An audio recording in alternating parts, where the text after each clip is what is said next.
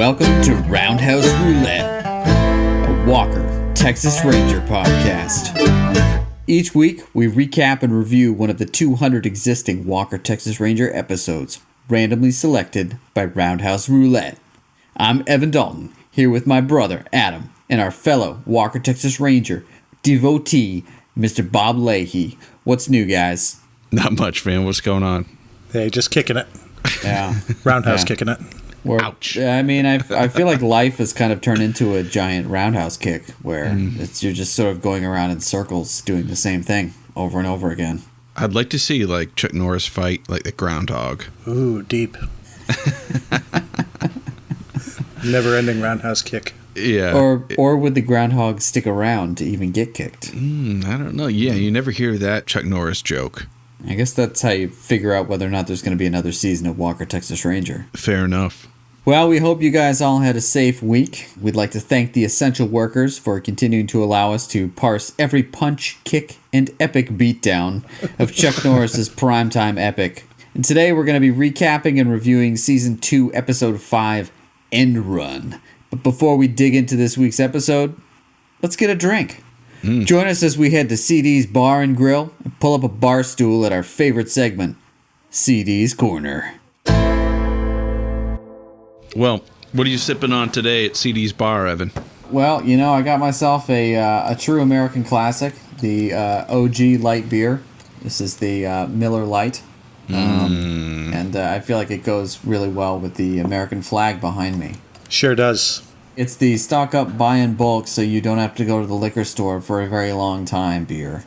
How about you, Bob? What you rocking? Well, I got a couple things. I got some seltzer, but I dug into the back of my liquor cabinet and found some Seagram 7, All right. which is one of the cheapest Canadian whiskeys you can get. Actually, I think Seagram 7 might be technically American, but I don't know. It's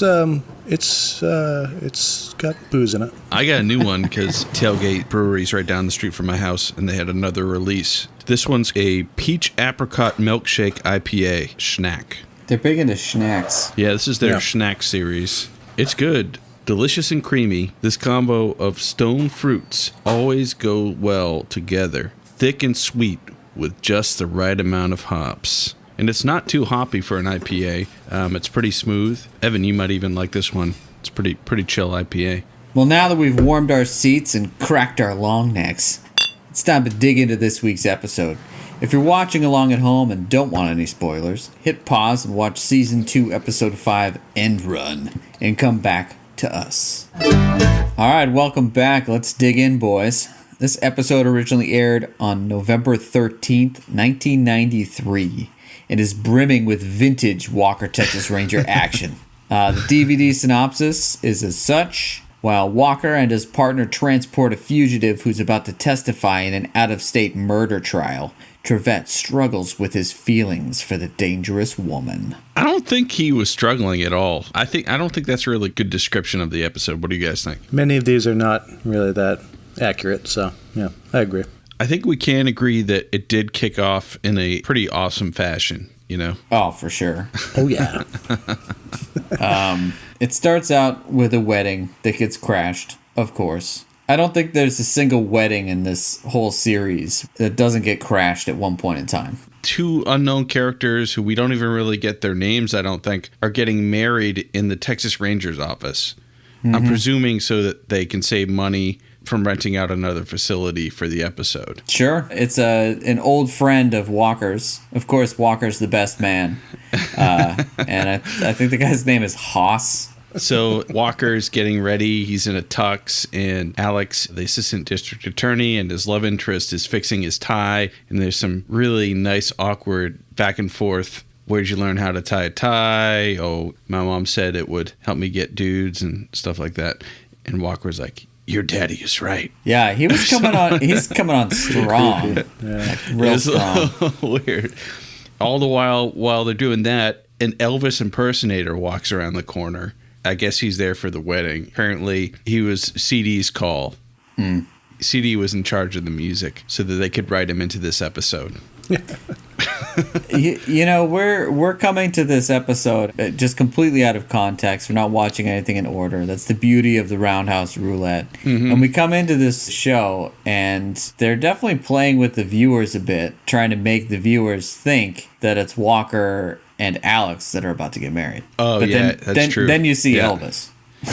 Yeah, and then Walker would never have Elvis sing at his wedding. No. Maybe like Bobby V.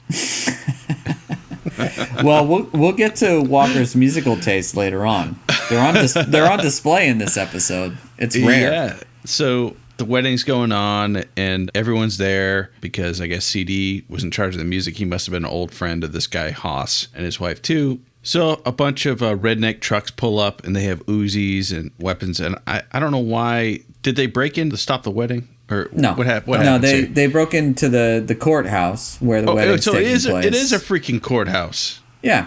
Well, it's the courtroom is probably next to some random office where they happen to be getting married, because you got the justice of the peace. I don't want to split hairs here, but if you have a court in any building, it's a courthouse. You could have an arcade in one room, but it's still a courthouse. Or the Texas Rangers A Squad or something like that, or. It seems like the Texas Rangers have like a broom closet in the courthouse. That's probably actually accurate in the real world. Also, if you think about it, Walker's life is very small. How's he actually going to meet Alex if she's not working in the same building as him? That's true. So from now on out, Dallas Courthouse, Ranger's office. Yeah? Unless we see otherwise. Okay. So which we probably will. Yeah. No, I think we table it and bring it up again if. So they have this wedding going on between some old friends of Walker's, and the Elvis impersonator starts singing over a really terrible karaoke track, the song Love Me, which is a classic old Elvis tune. And I'm thinking, how did they get an Elvis song into the show? Well, of course, it's an old standard. It's not one of his son hits or anything like that. So that's why they chose that song. So they're in the middle of it. Fat Elvis is gyrating, singing this public domain Elvis cut. And then what happens? Some career criminals decide to bust out one of their friends from some court proceedings. So they bust into the courtroom and brandish pretty much the same prop weapons that they use in every episode of Walker. You recognize, like, okay, there's the Uzi. There's lots the of Uzis. Right. Just don't squirt it on camera. Right. Make sure that the orange tip is off. So they come in, they threaten people, and they break out this dude named Axel. As they're making a getaway, for some reason, they fire their guns off. It doesn't make much sense to me. But that's what alerts the people getting married in the wedding that it's time to get into action. Your duty comes first. So they rush out and try to stop this breakout from happening. They're on the Dallas courthouse steps when they see the action happening, and Walker and Trivette are hiding behind the pillars, shooting their pistols at the getaway and his compadres. I want to say that the groom gets shot. He does. Yep. And Walker kind of saves him, but he did take a bullet. And that's the last we hear of him until the end of the episode, right? Yeah, I think we kind of assume that the guy's dead, maybe, but they don't really talk about it at all until the end of the episode. That's kind of a distinction here. If this were like season 5 or 6, they'd cut back to like that guy's almost wife like multiple times. And yeah, it'd be a whole other story. And yeah, there would be a lot more hospital scenes. But this like all the action in this episode is very gritty. It almost feels like chaos. This episode is like a 70s made-for-TV movie. That's the kind of vibe I got from these early Walker episodes. Even the film grain, there's nothing in it to really date it besides a car phone, which, they had in 70s James Bond movies, so... Yeah, no, it definitely feels like its own sort of self-contained movie. But, this shootout, pretty legit. And we'll find out if we get through every Walker Texas Ranger episode. But I think that this might be the first instance of the patented Walker Texas Ranger super shot. It was pretty excellent here. He was lying on the ground. Not only that, he first jumps in front of the car. And then decides to jump back out of the way of the car that's coming straight at him. And now he's on the ground Car's driving away, rolls over, aims. We know Pulls what the happens trigger. next. Yeah. Well, I mean, not only that, he's using like a snub-nosed revolver, which is like accurate to 10 feet. And he's he's like shooting at a car 100 feet away, and he hits the trunk of the car, and it just blows up. It's freaking awesome. About that gun, I think that was his wedding gun. Oh, That's true. Yeah, the big, like, 357, the long barrel. Oh, yeah. That's not very classy. So he had, like, the snub-nosed 38 special. I think that's what that was. Well, that's how you know Still you a get... powerful gun, but, you can conceal a little more. It's a little more classy. Well, that's how you know you're getting into an awesome episode. When all the Texas Rangers are in tuxes, they hear gunshots, and they pull a gun out of their cummerbund. And you're like, all right, let's do this. That I did laugh when I saw that he had a gun tucked on in his cummerbund. They all did. Awesome. It was awesome. I was watching an interview with Clarence Gilliard, and he said that Walker, Texas Ranger was really one of the first shows that treated each episode like its own mini movie with stunts and all that stuff. And I can kind of see that. It was like a mini action movie. Yeah. This one definitely was that in a few spots. Oh, for sure. So, yeah, like, even just Walker jumping in front of the car and then jumping out of the way, it seemed ridiculous, but they totally brought in, like, a stunt guy just to do that. But yeah, so once their car blows up, the would-be jailbirds' plans are a bit foiled. And in their confusion, their group of 4 or 5 breaks up. And James Trivette is able to run down and punch someone out who's wearing a mask. Upon removal of the mask, there's quite a revelation. He's a she. Oh. So, like, Trivette totally tackled and then punched out a chick. One car gets away, and this chick gets caught. And she is the guy who's on trial, who they rescued, Axel. Mm-hmm. Axel's girlfriend. Yeah, it was her idea to break Axel out. And lo and behold, she gets nabbed. It's too bad that she got in the grease, but Axel was the only one that got away. It's true. I see what you did there. So, yeah, she comes to, and she's a bit of a feisty character and scratches Trivette's face when he's trying to treat her like a member of the gentler sex. Is that why her nickname's Cat, maybe? Because she's got claws? Oh, she does have claws. Yeah. And maybe that was why. But, yeah, so Walker was like, cuff her, and Trivette's like, oh, well, she's a girl. I don't want to cuff her. And it was just kind of a weird thing, but he ended up getting into putting the handcuffs on her anyway. It's true. And their big move is to basically get her to testify. But she has to testify in Louisiana. I do love the scene where we meet Trigger. Those guys are all out in the sand pits just blasting away at stuff. And they're all like smiling while they do it. They're like, yeah, bang, bang, bang, bang, bang, bang, bang. It's probably the most realistic part of the show. Yep, yeah, they're blowing off steam, shooting guns, and they're like, yep, they work. That's all I thought. I was like, what? Awesome. Why are you guys just blowing all your artillery into this hill right now? Yeah, these work well. That's what I thought when I was like, this is the stupidest scene. And then that's how they introduce the main bad guy of the episode. So Axel and one of his compadres who broke him out are shooting guns into a hill, and another car rolls up with Trigger Jenks. And this guy, he wears some tight black jeans, a woman's belt, and a flowery shirt. And he looks like Billy Bob Thornton's brother. Now, did you recognize this guy, Adam? Yeah, I saw he was in Always Sunny in Philadelphia. It's been a while since I've watched him. So. Yeah, he's Mac's crazy dad in prison. Oh, just And his character in that is pretty similar. Maybe less lines, but so there's our celebrity spotlight of the day. Yeah, his goatee in this episode too was pretty awesome. It was like they had like some really odd jagged edge, and I was like, oh, it was like a Tony Stark. It was so skeezy, and it fit his character so well. I think this episode really sets up the bad guy uniform for Walker Texas Ranger episodes, where it's basically like crazy dad jeans, like oversized flannel shirts. Or oversized like shirts that are like half button shirts, and then like a flannel vest over it with a hood. Like who wears that? Who ever wore that? Walker Texas Ranger bad guys. Yeah, in worker boots, definitely. Right. Yeah, and they're all packing heat, But all their guns are pointed like directly towards their junk. It seems really dangerous.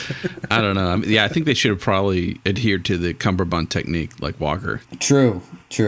He's a professional. But Trigger pulls up and kind of ruins Axel's just got busted out vibe and tells him, hey, man, I took over your dad's crew, and any dreams or aspirations you had of taking this crew away from me are not going to happen. Oh, yeah, your girlfriend who busted you out? I'm going to make you kill her to prove your allegiance to me.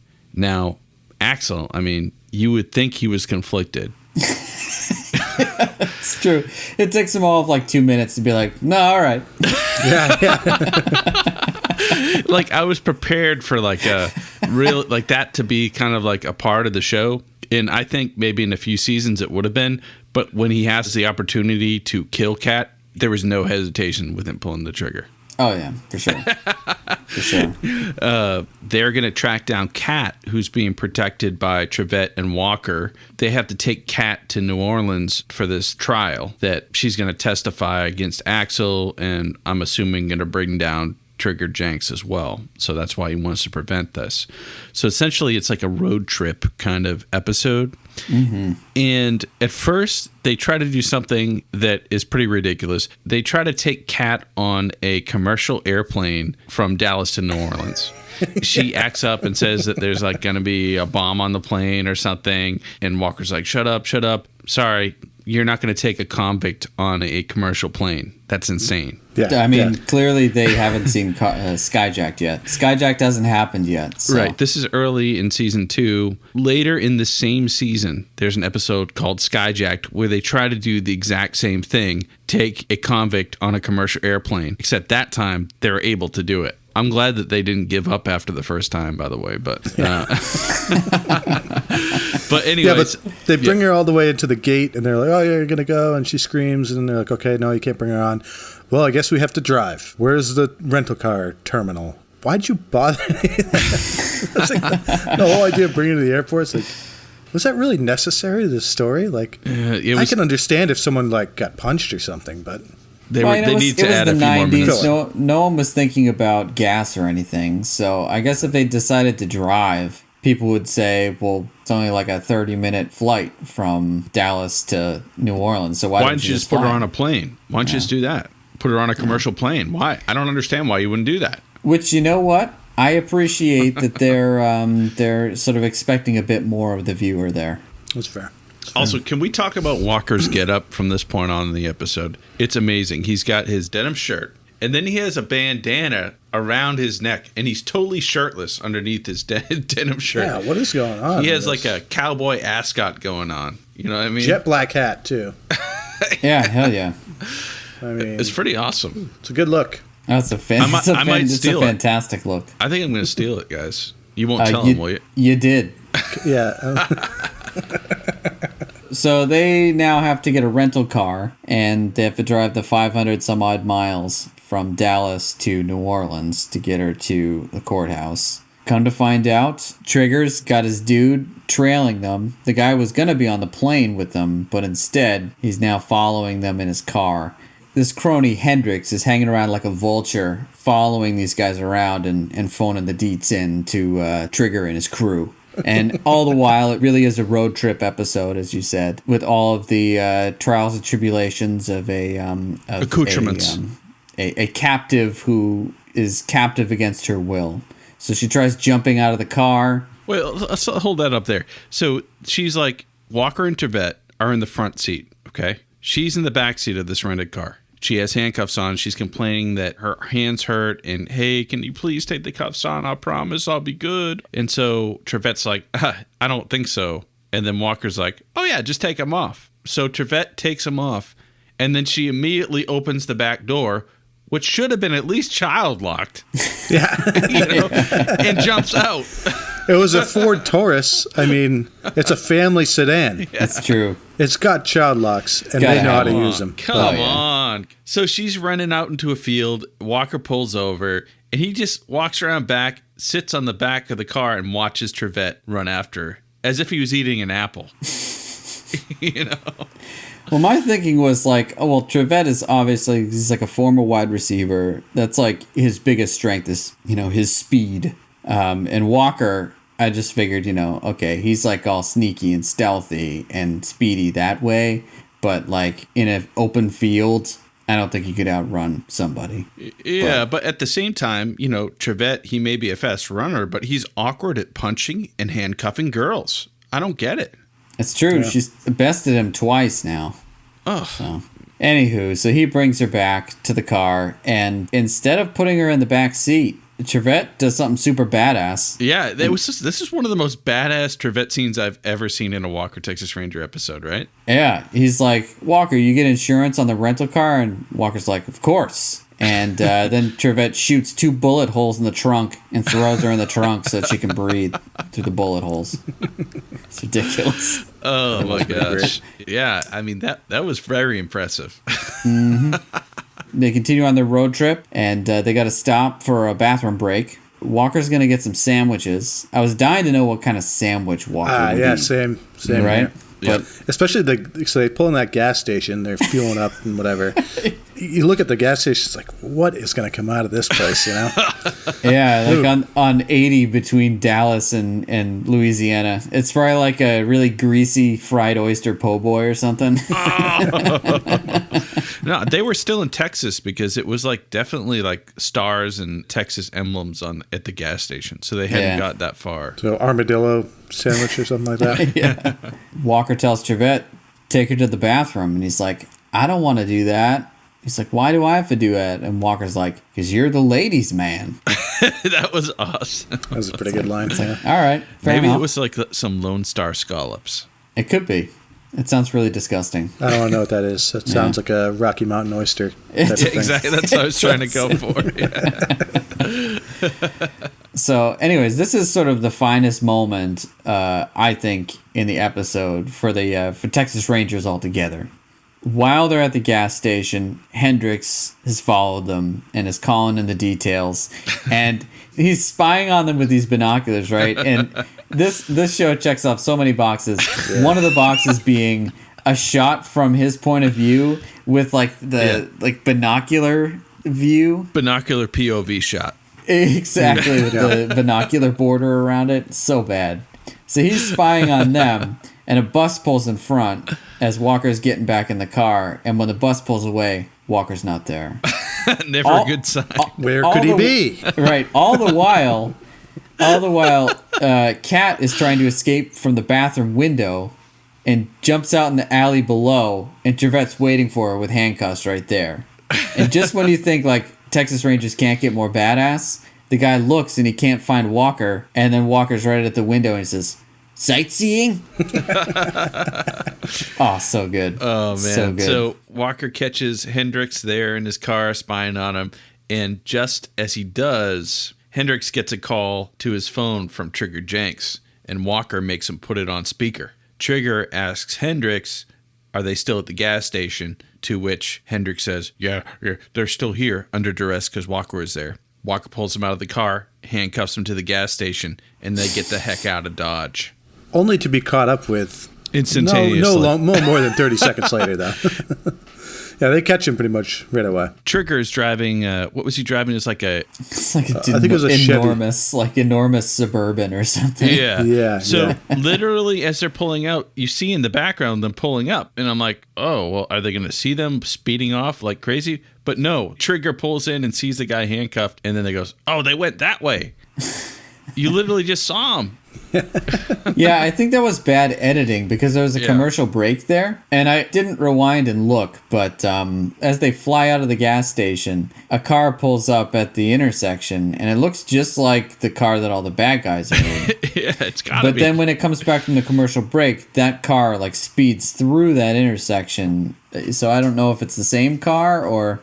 It is Texas, so they all look like that. So bad guys were driving Dodge in this episode. I know. At the beginning they were, but then there was a Chevy, I think, after. Well, I made a note of that. So at the beginning, Walker's truck is a GMC, and all the bad guys are driving Dodges. Okay. So I don't know if there was some point where the sponsorship flipped, and then Dodge was like, well, we'll sponsor you guys and we'll give you guys a butt ton of money, but you got to use a Dodge truck for Walker's truck. And every bad guy car has to be a GMC because we hate them so much.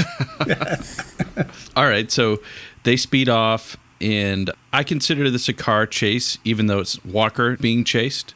Oh, for sure. Definitely. This is definitely a chase. Yeah. So Hot pursuit. We have one truck full of bad guys with Trigger and Axel and a few other nameless villains in there going after Trivette, Walker, and Kat. This is where we get to see if Axel has any hesitation about shooting his girlfriend, Kat. Spoiler alert. Nope. Yeah, his first shot literally is into the back window of the car.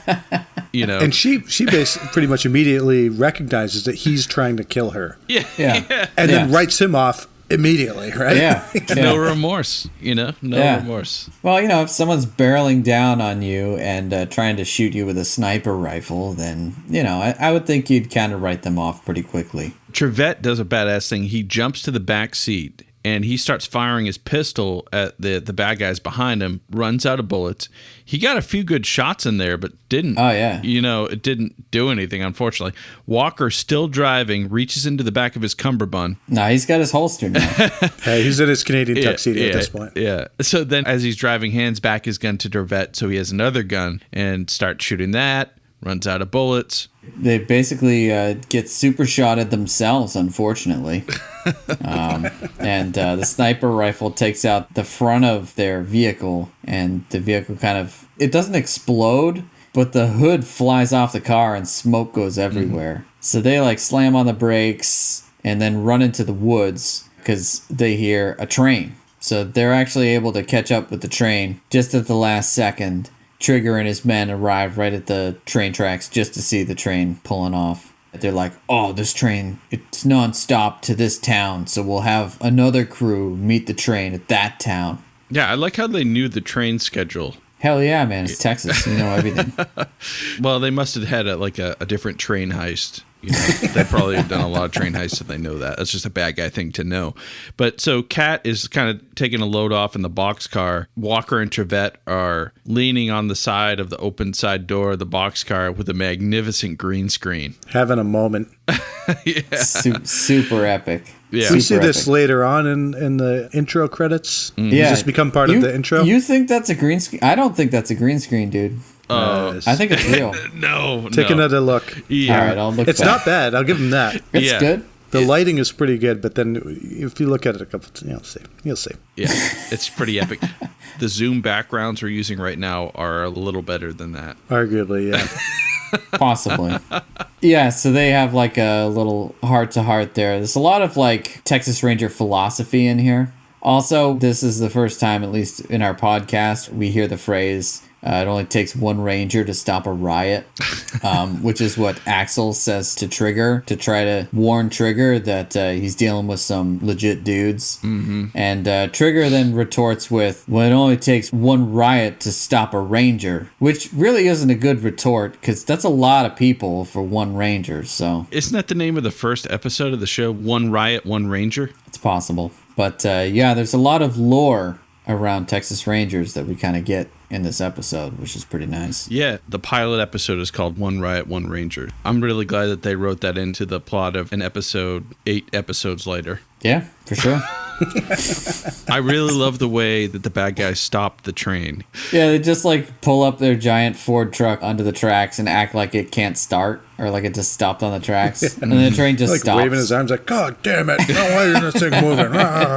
I'm really trying to push this off the tracks. Yeah, he was it was like a silent movie or like a Marx Brothers film of him trying to get this truck off the tracks in time. He takes his hat off and slams it on the ground and stomps around.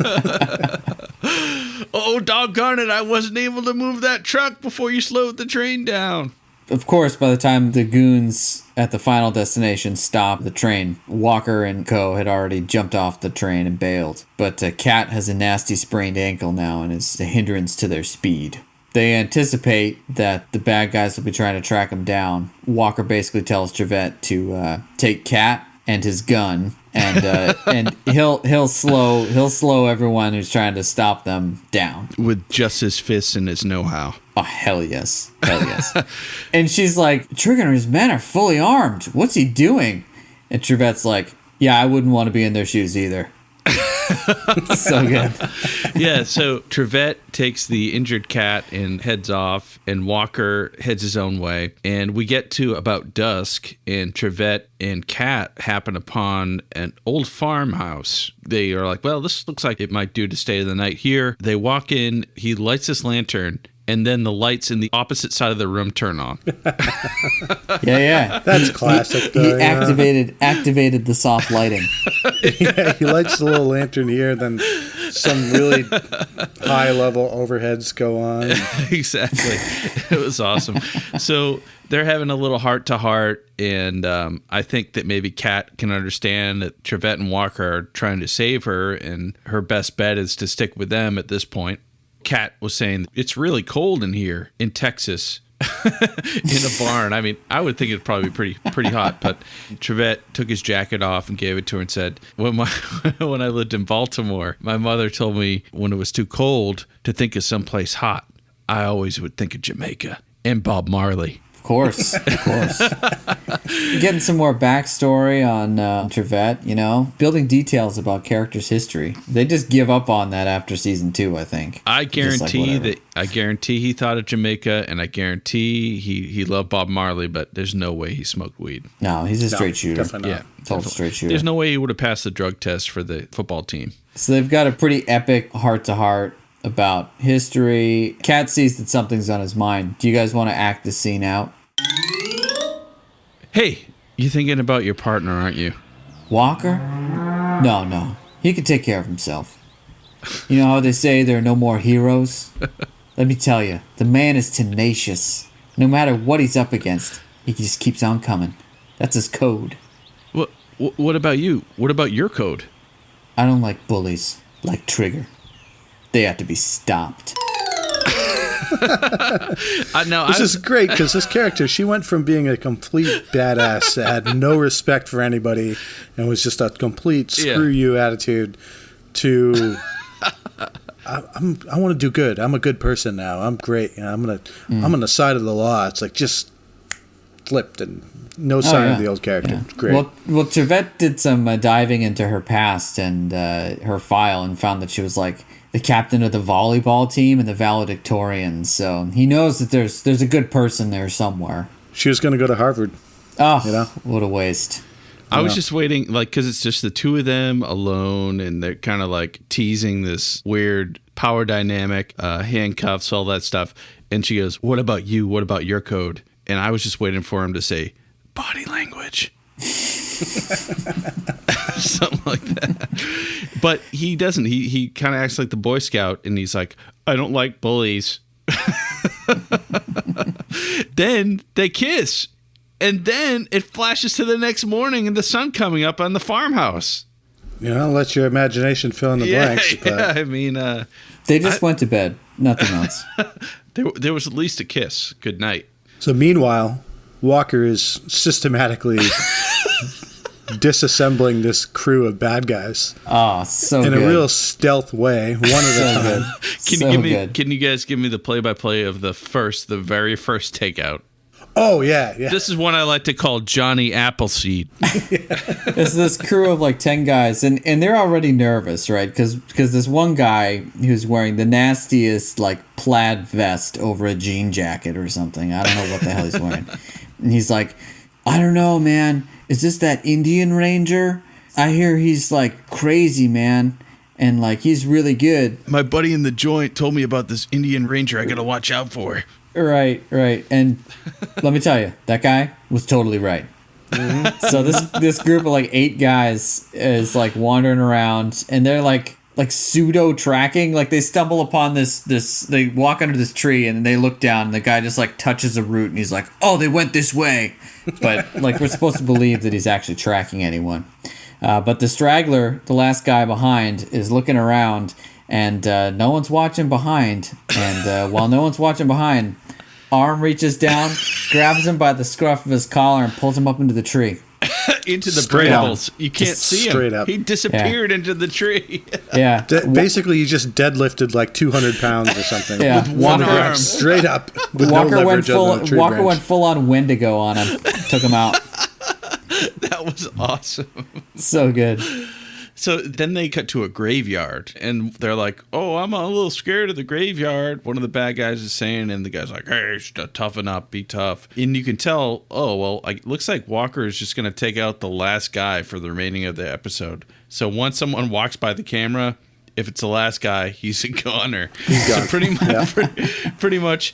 Like, we're like just waiting for it. So 5 guys are talking and like, oh, well, we got to find this guy and blah, blah, blah. And the last guy gets pulled behind a gravestone by Walker and beat to hell. Oh yeah. Well, all these guys are like sleeper held.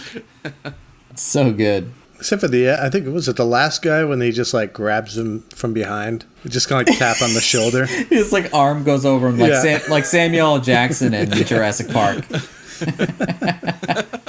So these guys, even though they keep getting picked off, the leader keeps thinking, oh man, we can't disappoint Trigger. We got to track these guys down. He's counting on us.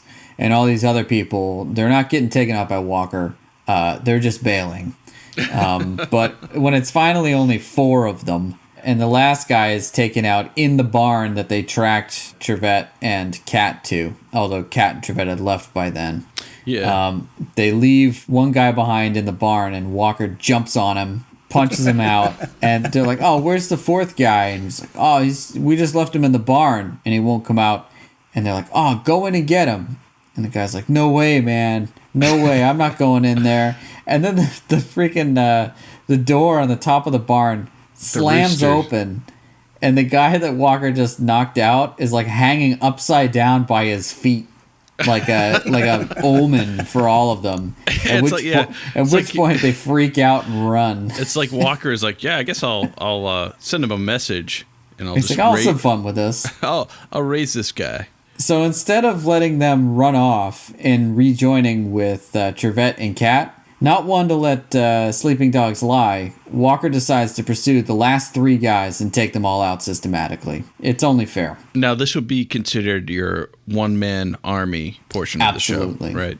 And like assistance. stealth training. And this is one of the things you really enjoy about the show. I mean, I enjoy it as well, but I love it so much.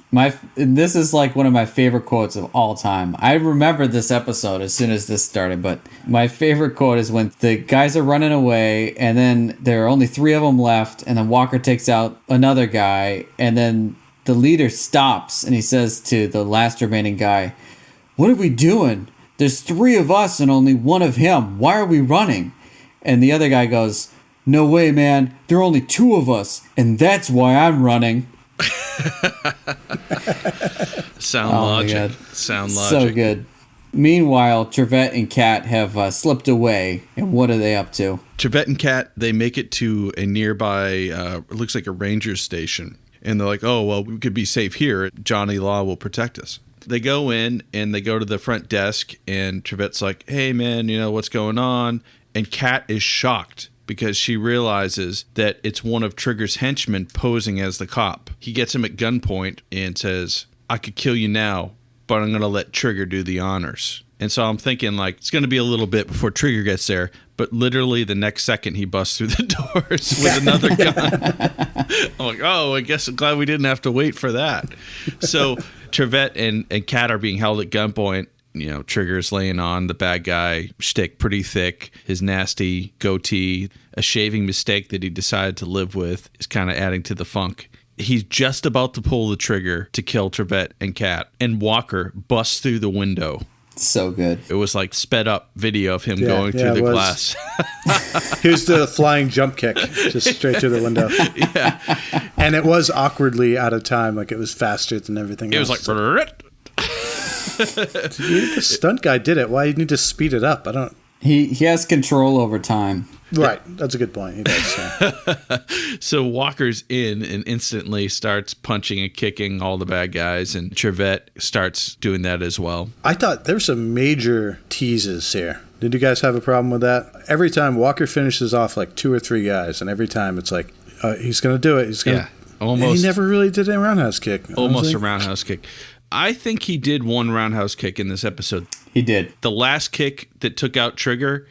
Roundhouse. It was a roundhouse. Was it really? Yep. Yeah, and it was I thought on there the was ground. talk about leaving the ground. I actually was doing some research on the roundhouse kick, and it actually doesn't have anything to do with spinning. It's literally, to me, it looks just like you get your leg up and then you extend, and that's called a roundhouse.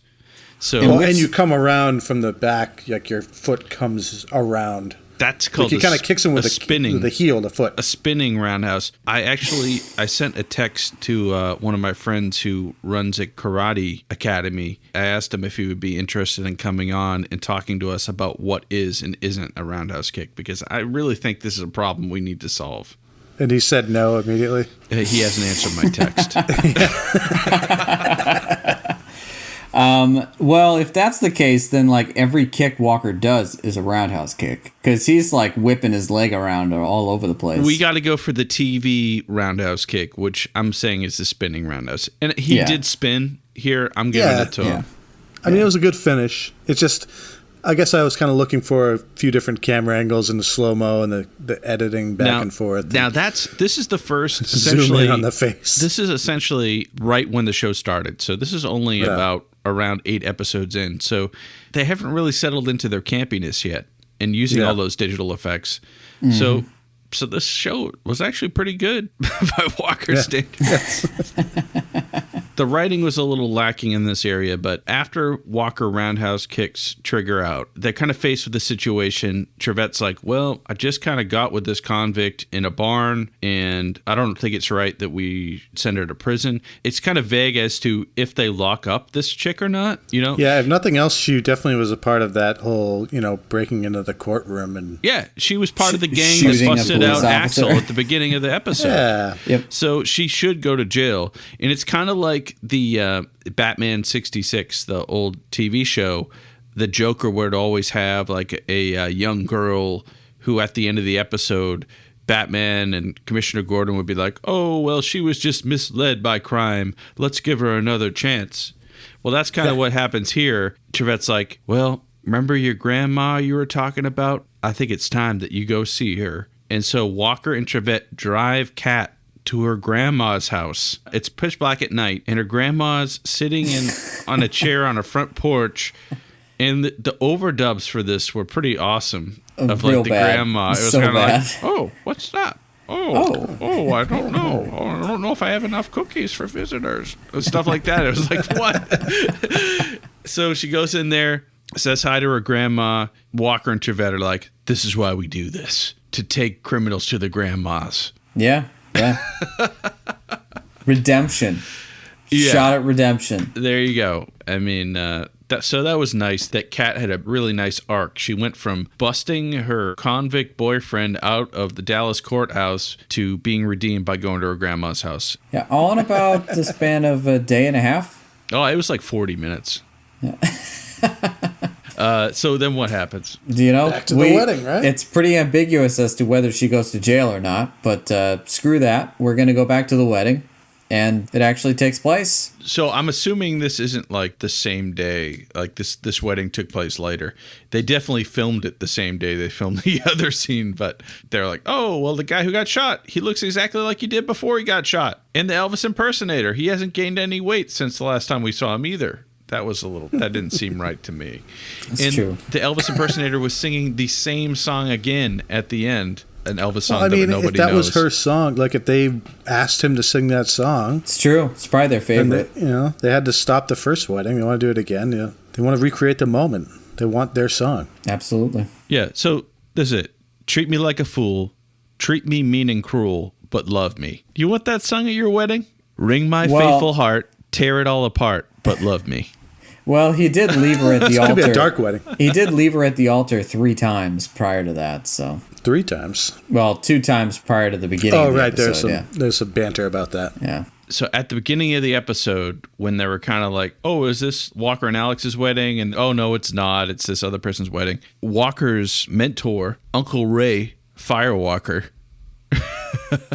is there in attendance for the wedding, and he's only there in the episode to shame Walker about when is he going to marry Alex. And Walker's like, it's going to be a while.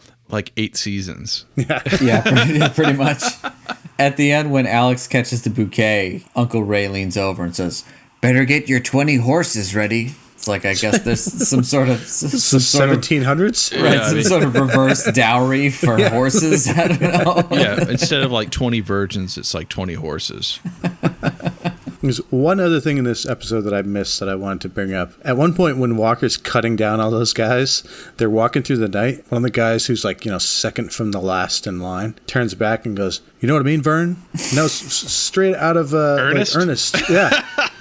You know what I mean, Vern? He just said, "You know what I mean, Vern?" I was like, was that kind of a nod to the Ernest franchise? I think it might be. This is right around the time that Ernest was king. As far as stats, we got one roundhouse kick, which was a nice closer. I know you thought it was not a roundhouse kick, but it was a spinning kick. Yeah. I mean, he got all the way around. Yeah. Yeah. He very rarely leaves the ground when he roundhouse kicks. There was the end fight, and then there was him taking people out 1-on-1. Is that really a fight? No, but I mean, it's like a slow burn, right? Yeah. It's like a simmer for And then the opening many minutes. It's almost better, I thought. The opening gun battle. So is that really 3 fights? Kind of. I mean, Trivette jumps and he punched out Cat. 3 fights. And the super shot. Yeah. So, yeah. I mean, Super shot, I'd say 1-man 3. army, roundhouse kick, 1 vehicle chase, 1 explosion, or 2? Really only 1, I think. Walker's car didn't really explode. No, the hood just popped off. It wasn't really that big of a deal. Okay. And the opening credits ended 11 minutes and 18 seconds in. Yeah, that one snuck up on me, and I kind of forgot about it. And then when I checked on it, I was like, yeah. Very nice. Hashtag Elvis. Yeah. All right. Well, on a scale of 0 to 10, how would you rate this episode, Evan? Oh, I love this episode. I love it so much. This is technically the first season. It's only a few episodes in, and it really is just like its own self-contained, like ridiculous, epic, made-for-TV movie. And instead of like some of the other ones that we've seen, where they definitely try to add a whole TV movie's worth of content in and then fall flat because they put too much emphasis on the stuff that isn't important, gunfights, physical fights, car chases, and explosions. This one doubles down and just goes for all of it. And like the whole plot, the road trip, everything. It's so good. Then, icing on the cake, you get ridiculous quotes. The man is tenacious. You look like, the man is tenacious, or like, if it was easy, anyone would do it. Stuff like that. Stuff that, your guidance counselor would tell you. Right. And you got like a crazy bunch of goons running through the woods, getting picked off one by one by Walker. It's just like, it's completely nuts. And a super shot. I mean, episode's got so much going for it. I'm really high on it, and quite frankly, I'm not sure I could go any higher on this one. And I was thinking about it a lot after watching it. I'm going to 10. This is Lord. This is the only thing that could have made this better is if like he had talked with an animal or like made awkward eye contact with an animal and like channeled his mystical connection. powers. Yeah. But yeah. That would be an 11. I'm going for my first 10 on this one. I love it. Holy moly. All right, Bob, what do you got? So I also enjoyed this quite a bit. I really enjoyed the fact that, like Evan said, every time you'd think that they would go dig into someone's backstory, they just blew right past it. I said, this girl, I mean, the closest thing they got to it was the girl and her like grandmother. If you ditch that, then I might also give it a 10. But yeah, I mean, constant fighting, that there's not a whole lot of dialogue, and the dialogue that is there is just campy and great. So I'm giving this a solid 8. All right. I had a great time. I've got to say, I think this episode is really good. It has a lot of the hallmarks of a Walker, Texas Ranger. However, it's just a little too early. What's missing from it is the campiness that I don't necessarily think it's intentional campiness that happens in the later seasons, but they haven't settled into their stereotypes, the format of the show. This really almost looked like a pretty legit made-for-TV movie, not a Walker, Texas Ranger episode. It was classic, but for that reason, I'm going to go 6 on this one. Wow. Yep. All right. Yeah, it just It didn't have enough explosions either. The bad guy, he looked awesome, but I think we're going to have a hard time even labeling this bad guy. He was a ranger killer. Not convicted, right? Right. He shot a ranger in the back. So now, if this were season 6 or later, Walker would say under his breath, "Execution style." Yeah, he does. Yeah, he shot a cop, execution style. Yeah, I mean, I acknowledge this episode. It is really early, and it's great. It is great. It hasn't had a chance to settle into its campiness. On the other hand, if Walker Texas Ranger were 9 seasons of shows like this one, that'd have been insane. Yeah, and so it was also missing any spiritual ridiculousness, supernatural, over-the-top moral lesson. There definitely was but that. We've seen where that can ruin an episode. Yeah, absolutely. Weeks ago, it's like yeah. But I agree, it was lacking. There was no spirit animal connection. The one we all agreed on, the 8. What one was that? Oh, that was the TV station one. Yeah, that was pretty good. Right. That one was better than this one. I'm going to say it. Yeah. I mean, also, like, the dialogue and the banter between the characters was almost, I'm not going to say felt natural, because it never did and never will, but it almost felt natural. Like, they almost had chemistry. Like, it was so close. Exactly. And they just give up on that. Good production doesn't make a good Walker episode. I'm just saying the writing is good.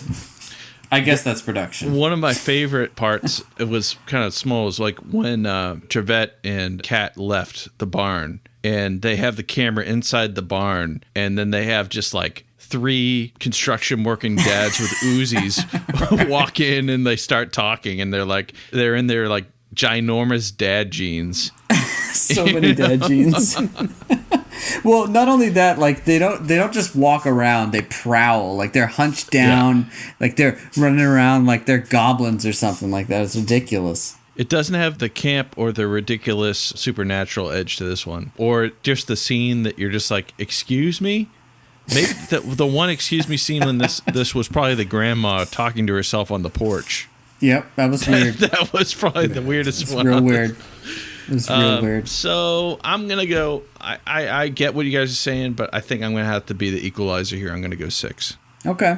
I also reserve the right to give a 10 to one that is completely ridiculous and horrible. But that's the beauty of a 3-person rating system. That is totally arbitrary. That gives this episode a Roundhouse rating of 8 boots to the face. I think we can all agree that End Run proved redemption is waiting on Grandma's front porch if we'd only visit, and that Walker's tenacious code gave rise to Trivette's ladies' man status. Let us know what you think on social media or by emailing us at roundhouseroulette@gmail.com. When we come back, we'll spin the Roundhouse Roulette to select next week's episode. And we're back. Bob, you ready to spin that thing? Oh, dude. Oof. Season 7. Oh, man. We are jumping around quite a lot. This week's episode is Special Witness. Walker attempts to protect a mentally disabled witness from the hired killer who stabbed Trent. Who's Trent? I don't know. That's a weird way to summarize the episode. Who stabbed Trent? Well, we hope you'll join us next week when we share our reactions to Season 7, Episode 13, Special Witness. Share your opinions or just general ire with us on Facebook and Instagram at Roundhouse Roulette and Twitter at @RoundhousePod. And rate and review us on iTunes or wherever you get your fine podcasts. Until next week, may the eyes of the Ranger be upon you. When you're in Texas, look behind you. Oh, 'cause that's where the Ranger's gonna be.